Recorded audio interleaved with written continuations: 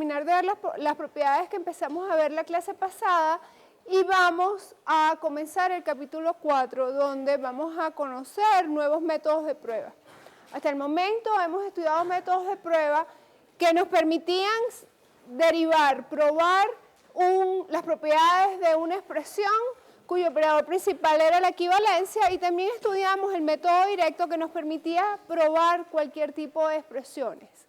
Ahora vamos a estudiar métodos que nos permiten demostrar expresiones, si una expresión es un teorema cuyo operador principal es la implicación o cuyo operador principal es el consecuente. Entonces hoy vamos a empezar con el método abreviado, y el método abreviado vamos a ver que tiene dos caras, cuando estamos fortaleciendo o cuando estamos debilitando. Y la clase que viene vamos a seguir con otros métodos de prueba que nos van a permitir de alguna manera flexibilizar las demostraciones que hemos hecho hasta ahora. Entonces, hasta el momento conocemos dos métodos de prueba. A partir de hoy vamos a conocer dos más, y a partir del miércoles vamos a ver todos los métodos de prueba, y de aquí al parcial lo que vamos a estar haciendo es utilizando esos métodos de prueba para demostrar diferentes propiedades, y vamos a ver cómo combinados nos permiten obtener una herramienta muy poderosa de demostración. ¿Ok? Entonces vamos a repasar qué fue lo que vimos la clase pasada. Y en la clase pasada, básicamente, ¿qué hicimos? Primero hicimos un repaso de todo lo que habíamos visto en la materia hasta el momento. Pudimos observar cómo, aplicando los conceptos que conocíamos hasta ese momento, podíamos resolver fácilmente las tareas que se nos habían presentado o que nos habían planteado en el examen, y conocimos todas las propiedades del operador de implicación. Entonces, bueno, vamos a ir a través de estas propiedades para trabajar un poquito con ellas, y después vamos a ver cómo las vamos a usar en el nuevo método de prueba que vamos a conocer hoy. Entonces, lo primero, nosotros tuvimos dos axiomas que nos permitían definir el nuevo operador con el que estábamos trabajando. Una era el axioma que permitía definir la implicación, que es el 357. Entonces, vamos a ver la definición de la implicación. Y básicamente esta definición de la implicación que nos decía que si nosotros tenemos P implica Q, eso es equivalente a P, o Q equivalente a Q. Y luego teníamos la definición de un operador que básicamente lo vamos a definir en función de la implicación, que es el consecuente. Entonces, lo que nos dice la definición del consecuente es que si nosotros tenemos P a consecuencia de Q, eso es equivalente a que Q implique P. Y estas fueron las dos definiciones axiomáticas que vimos la clase pasada, y a partir de estas definiciones axiomáticas empezamos a probar propiedades tanto de la implicación como vamos a ver, de la consecuencia. Entonces, dimos definiciones alternativas que probamos que a partir de esta definición axiomática podíamos demostrar. Entonces, básicamente tenemos la primera definición de la implicación, y vimos que había al menos dos definiciones alternativas. Una que nos permitía definir la implicación de un antecedente o un consecuente como el negado del antecedente, el consecuente, y otra expresión que básicamente nos decía que la definición de la implicación era equivalente a decir la conjunción del antecedente del consecuente cuando era equivalente al antecedente. Entonces, a partir de eso, probamos una propiedad muy interesante de la implicación, que es la propiedad del contrapositivo, que básicamente lo que nos dice es que si nosotros decimos que tenemos un antecedente que implica un consecuente, eso es equivalente a decir que el negado del consecuente implica el negado del antecedente. Después, estudiamos ciertas propiedades de la implicación que básicamente nos permitían manipular este nuevo operador. Y finalmente, estudiamos cómo se relacionaba este operador con las constantes que hemos conocido hasta el momento. quedó de tarea que ustedes hicieran estas demostraciones, ¿ok? Entonces, yo estoy suponiendo que todas estas demostraciones están probadas y básicamente se prueban, ya sea permitiendo usar los teoremas de una forma muy sencilla o simplemente usando la definición axiomática también de una manera muy sencilla. Básicamente, para hacer cualquiera de estas pruebas, lo que dijimos fue que íbamos a reescribir, que íbamos a aplicar la heurística de eliminación, donde básicamente traducíamos el operador de implicación a alguno de nuestros operadores conocidos y básicamente lo podíamos hacer en base a la definición axiomática o en base a las definiciones alternativas dadas y que demostramos en base a esta definición axiomática, y después podíamos manipular fácilmente esas expresiones dado que conocíamos las propiedades de los operadores de disyunción, equivalencia y conjunción. Entonces, esa era la idea para probar estos teoremas. Y básicamente donde quisiera hacer énfasis y donde en verdad quisiera que nos detuviésemos un poquito hoy en clase es en estos teoremas. Estos teoremas básicamente nos establecen cuando nosotros estamos debilitando o fortaleciendo conocimiento. Entonces, bueno, vamos a empezar, antes de que conozcamos los teoremas como tal, vamos a tratar de entender cuál es la intuición detrás de lo que están representando estos teoremas. Entonces, fíjense la siguiente afirmación.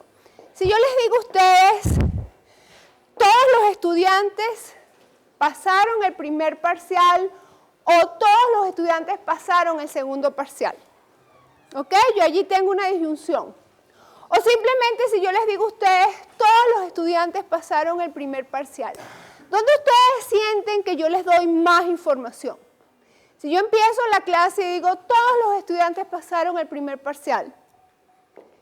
O cuando yo les digo, todos los estudiantes pasaron el primer parcial o todos los estudiantes pasaron el segundo parcial. ¿Dónde ustedes sienten que conocen más o que yo les estoy dando más conocimiento? En el primero. ¿Por qué la primera? Es una afirmación donde ustedes están claros, ¿verdad?, de que lo que yo les estoy afirmando no tiene duda alguna.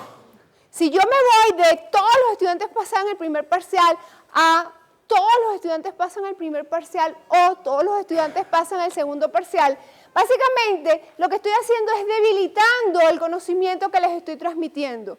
Mi afirmación es más débil, ¿verdad? Cuando yo, mi afirmación sobre cómo salieron en el primer parcial se debilita al decirles que pudo haber pasado que aprobaron el primer parcial o aprobaron el segundo parcial. Ustedes se van de aquí y ninguno de ustedes está seguro si fue que pasaron el primero o pasaron el segundo. Entonces, detrás de esta intuición está la propiedad que nosotros estamos representando en el teorema de debilitamiento y fortalecimiento. Básicamente lo que nos está diciendo es que nosotros podemos debilitar nuestro conocimiento y eso básicamente se expresa con esta regla. Si yo tengo este es nuestro 376A, si tengo una expresión P, esa expresión P se debilita en P o cualquier otra cosa. Y básicamente es una condición suficiente de ese debilitamiento. Entonces, cualquier expresión puede debilitarse en ella o cualquier otra expresión y básicamente eso es una condición suficiente para tener la expresión, el debilitamiento de lo que estoy diciendo. De igual manera, fíjense que si yo les digo a ustedes, todos los estudiantes aprobaron el primer parcial y todos los estudiantes aprobaron el segundo parcial, les estoy dando más información que si yo les digo, todos los estudiantes aprobaron el primer parcial. O sea, estoy debilitando lo que les estoy diciendo cuando les transmito, en lugar de la conjunción, simplemente uno de los conjuntores de la expresión. Entonces, nosotros también estamos debilitando cuando decimos P y Q implica Q. En general, cada vez que nosotros pasamos del antecedente al consecuente, estamos debilitando. Por el contrario, ¿verdad? cuando del consecuente nos vamos al antecedente, lo que estamos haciendo es fortaleciendo.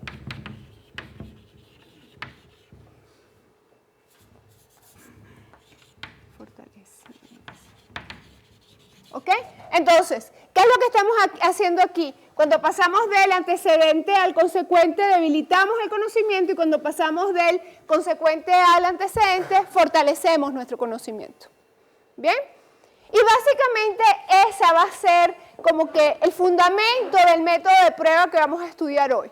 Entonces es muy importante que me entiendan qué significa debilitar y qué significa fortalecer, porque en eso nos vamos a basar para poder explicar el método de prueba abreviado que vamos a conocer hoy.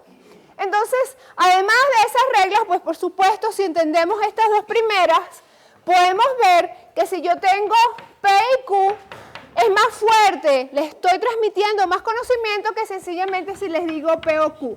Y bueno, podemos poner fácilmente el ejemplo de todos aprueban el primer parcial y todos aprueban el segundo parcial. Es más fuerte que si simplemente les digo todos aprueban el primer parcial o todos aprueban el segundo parcial.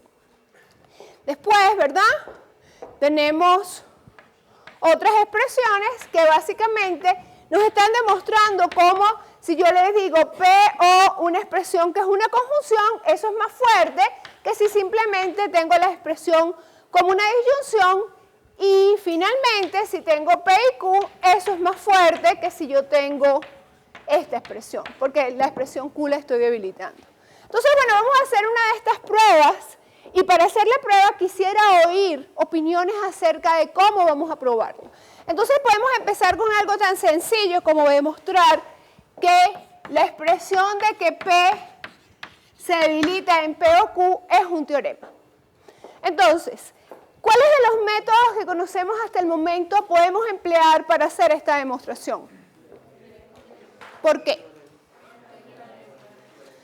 Porque los únicos dos métodos que conocemos hasta el momento están muy claramente definidos, ¿verdad? El método directo lo que nos dice, no pone ninguna restricción sobre la estructura de la expresión, simplemente lo que nos dice es que vamos a partir de la expresión, aplicamos Leibniz por equivalencia y debemos alcanzar otro teorema conocido. No nos pone ninguna restricción, sin embargo, el segundo método que vimos, que lo que nos dice es que si la expresión tiene que tener una equivalencia como operador principal, y en este caso no, nuestro operador principal es simplemente la implicación. Entonces, lo que nos queda es, vamos a demostrarlo por método directo, y demostrándolo por método directo, ¿qué debemos hacer? Por aquí. Ajá, sí, sí.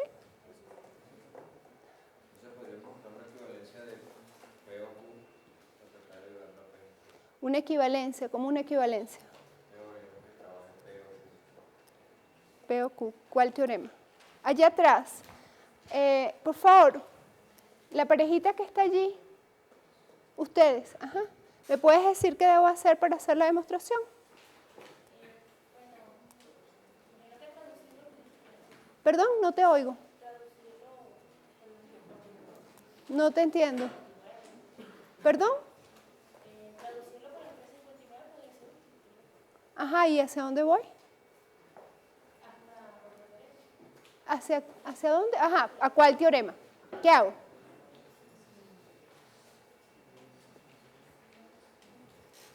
Diría que uso el 357. Ajá. Después uso el 326 para, como tengo P y Q, entonces me queda P y Q, y como el 357 me dice que es la simetría P y Q, me queda reflexología. Reflexología no. Reflexividad. Ok, esa es una manera. Ok, dime, tú quieres decir algo, dime. El 360, ¿qué nos dice el 360?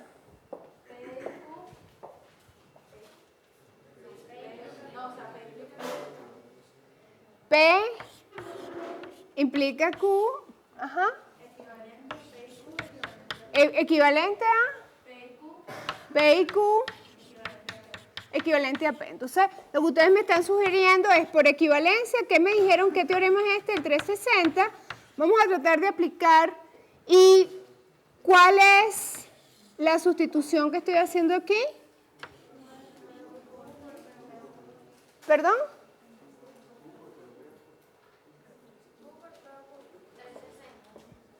Q, ¿por quién?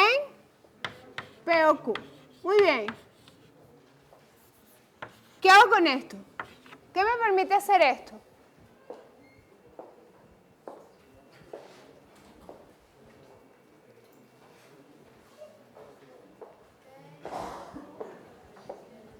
Me queda P.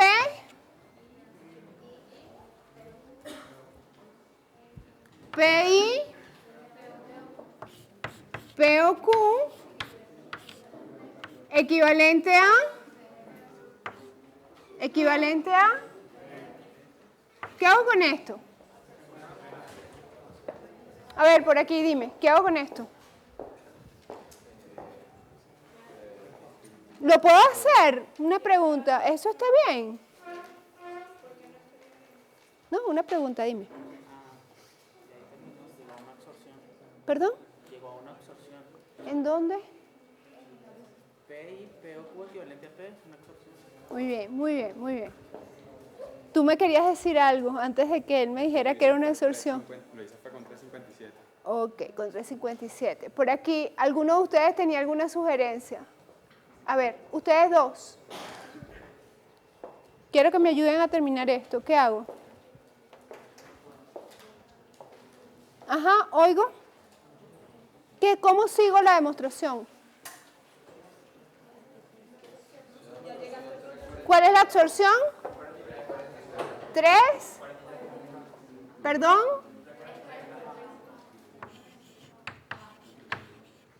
¿Está bien esto? Veo caras de dudas. ¿Estamos bien? ¿Y allá atrás? ¿Estamos bien? ¿Sí? Ok, muy bien. Ok, vamos a ver el siguiente. ¿Cómo vamos a hacer esta demostración?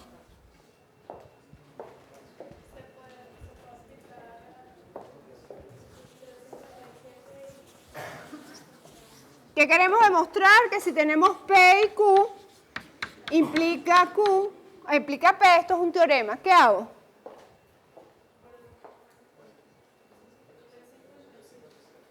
¿Qué dice el 357?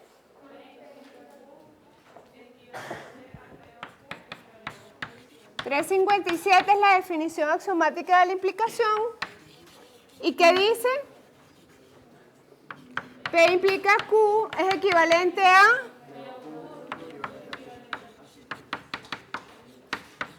Ok, ¿qué hago con esto?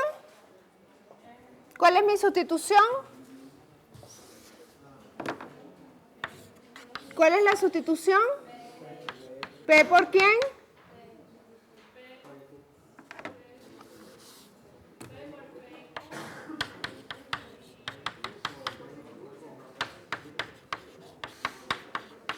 Por favor, aquí adelante. ¿Qué pasó? ¿Tienen algún comentario? Yo hice esas demostraciones, pero las hice por otros pasos y, o sea, otras me salió algo más largo. Muy bien, a mí también. Hay muchas maneras de hacer las demostraciones. Ok, ¿qué hago con esto? ¿Tú qué hiciste? Me imagino que te fuiste a la definición axiomática. Entonces, cuéntame, ¿qué hiciste aquí? No, yo usé la definición alternativa de... Bueno, pero ahorita estamos con la definición axiomática. ¿Qué hago con esto?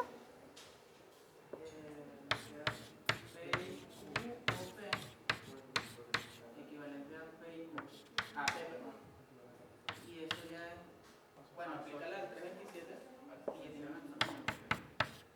3.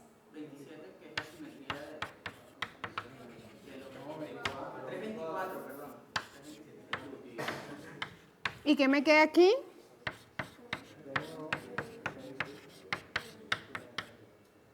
¿Y qué es esto? Ok,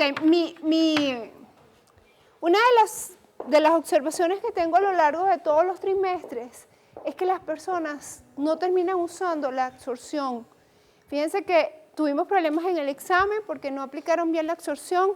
La última demostración que hicimos antes del examen, que era la 352, yo estuve pasando a algunos de ustedes, pasé a varios de ustedes, y solamente una persona vio que realmente podía hacer la distributividad de la disyunción sobre la desconjunción y después hacer uso de las absorciones. Entonces les recomiendo, por favor, esos son unos teoremas sumamente útiles que permiten definitivamente simplificar muchísimo las demostraciones. Y mi impresión es que no los conocen. Entonces, bueno, vamos a tratar de dominarlos. Entonces, bueno, de manera similar podemos probar las otras propiedades. Y donde me quiero concentrar básicamente es en el modus ponens. Y esta propiedad es muy importante que tratemos de entender qué significa. Y es importante resaltar que en muchos sistemas formales, esta propiedad que estamos representando con este teorema es una regla de inferencia. Aquí nuestro sistema de reglas de inferencia se mantiene con las 3 reglas de inferencia que conocimos cuando empezamos la materia.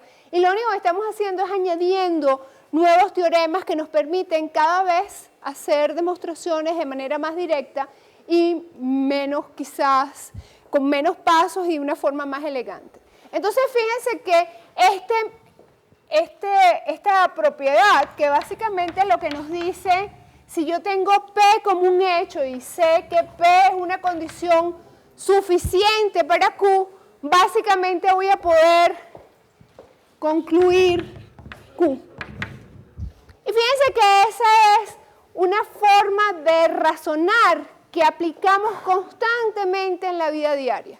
Si nosotros sabemos que P es un hecho y sabemos que P es una condición suficiente para Q, pues básicamente eso es suficiente para inferir Q. ¿Bien? Entonces, dada la importancia que tiene esta propiedad, vamos a probarla, ¿verdad? Y esta es una de las últimas propiedades que voy a demostrar de la parte de implicación para que podamos saltar a los métodos de prueba. Entonces, ¿cómo hago esta demostración? Nuevamente, la única forma que tenemos de hacerla es aplicando método directo, ¿verdad? ¿Sí? Entonces, ¿cómo vamos a demostrar esta expresión por método directo? ¿Qué nos dice? A ver, dime. ¿Qué dice el 366? Muy bien. P. A ver, P y P implica Q es equivalente a P y Q. ¿Y dónde vamos a aplicar eso? ¿Y eso?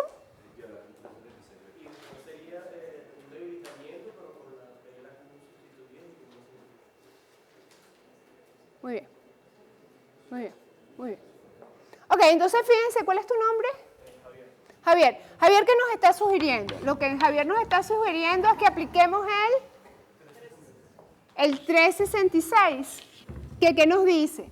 Que si nosotros tenemos P, implica P y P implica Q, esto es equivalente a que tengamos P y Q. Entonces, básicamente, esto es lo que nos permite reescribir qué parte de la expresión. Esta parte de la expresión.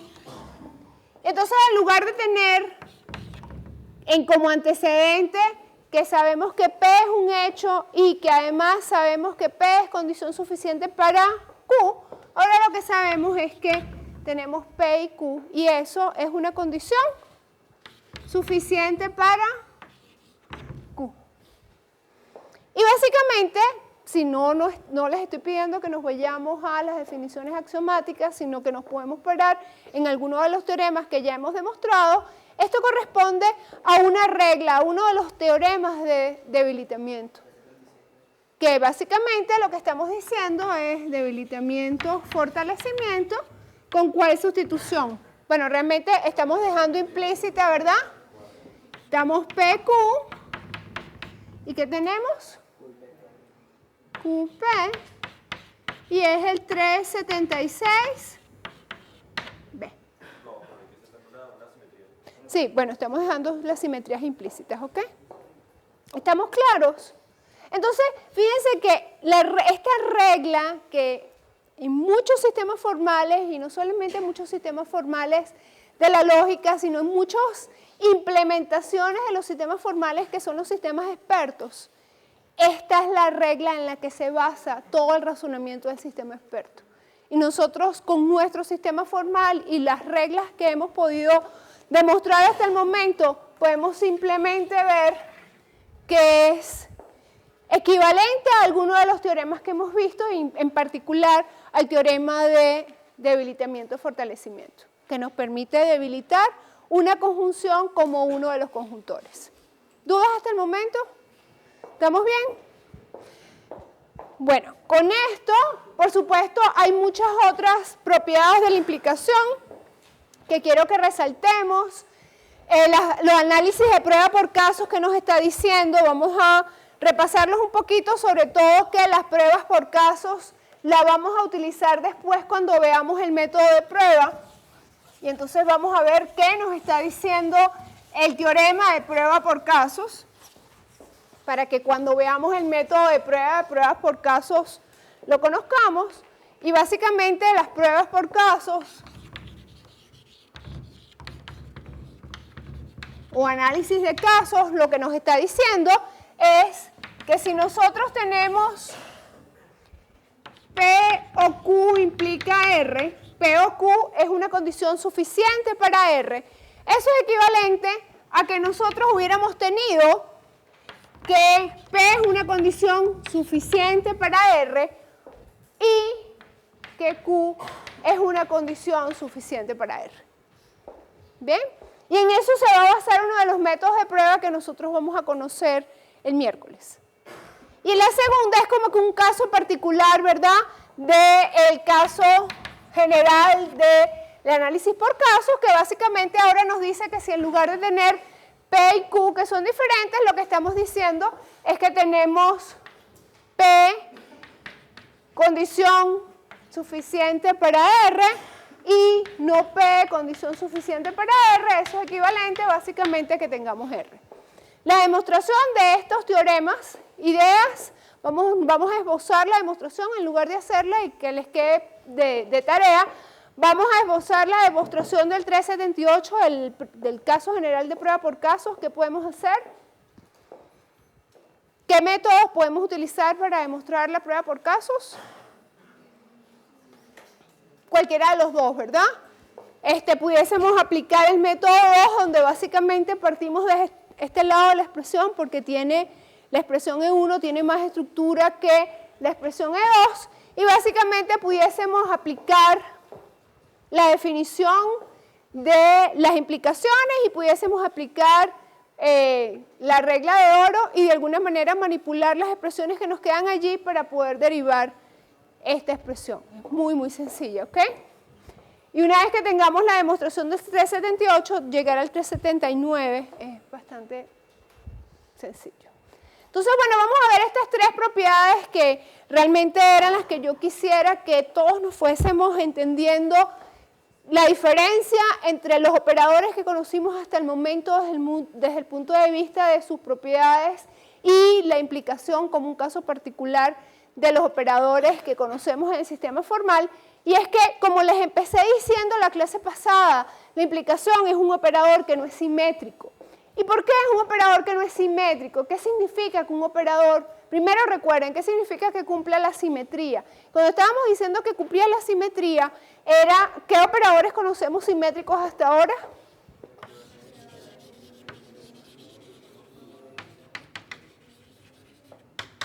¿Qué significa que un operador cumpla la propiedad de simetría? Que cuando yo les digo a ustedes P y Q, eso es equivalente a que yo les estuviese diciendo Q y P. Si yo les digo P o Q, es equivalente a que yo les diga Q o P. Pero en cambio, cuando nosotros estamos hablando de la implicación, que yo tenga P condición suficiente para Q, no es lo mismo que yo diga Q es una condición suficiente para P. ¿Bien? Entonces, algo muy importante es que cuando estemos hablando de operadores no simétricos con los cuales nos vamos a topar en la vida varias veces, estemos conscientes de cuál es la diferencia que establecemos cuando estamos hablando de unos operadores que no son simétricos. Entonces, bueno, vamos a estudiar estas tres propiedades